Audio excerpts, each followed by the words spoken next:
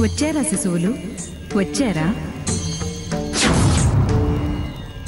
మొత్తానికి పరీక్షలు నెక్కి రుద్ర నిలయానికి ఈ మాత దర్శనానికొచ్చారు. రండి. సమస్యల సుడిగుండంలో చిక్కి సతమతమవుతూ నన్ను ఆశ్రయించారు. నా ఆశ్రయాన్ని కోరి వచ్చారు. శభాష్. రండి. మీ నమ్మకం మిమ్మల్ని నడిపించింది. గమ్యం చేరారు.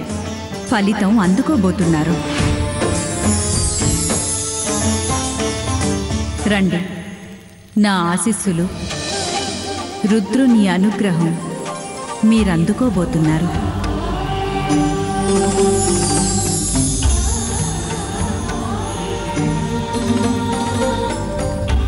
పాప ప్రక్షాళన అయ్యింది.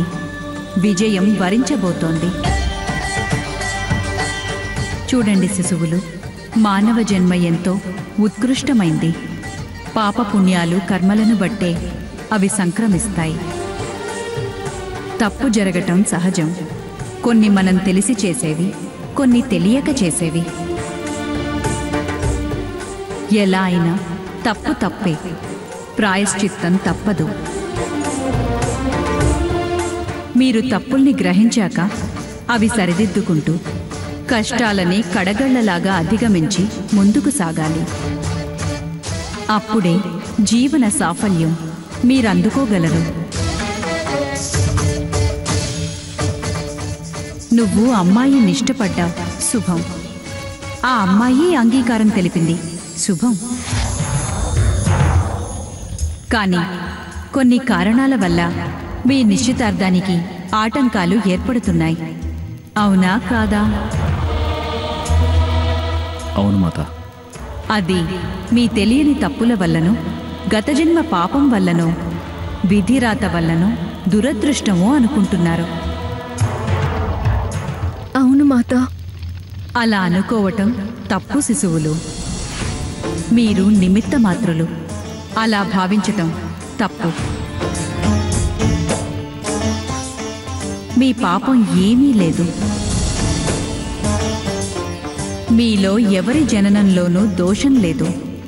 నరదృష్టి, నరద్వేషం, నరఘోష ఆటంకాలు కలిగించాయి. రుద్రుడిని ఆశ్రయించారు. ఈ రుద్ర నివాసానికొచ్చారు. ఇంకా క్షుద్ర తలంపులు మీకు ఏ ఆటంకాలు కలిగించలేదు.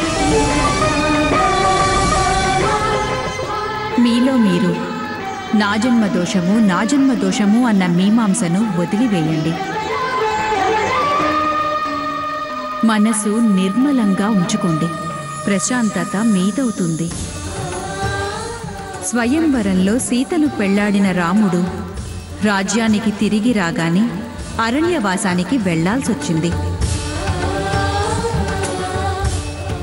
వారిలో ఎవరిది ఎవరు దోషం అనుకున్నా రామాయణం ఇతిహాస గ్రంథం అయ్యేది కాదు. ఆ చరిత్ర, ఆచంద్ర తర్కం నిలిచేది కాదు. ఈ భారతదేశంలో ప్రతి ఊరున రామాలయాలు వెలిసేవి కావు. ప్రతి ఇంట సీతారాముల్ని కొలిచేవారు కారు.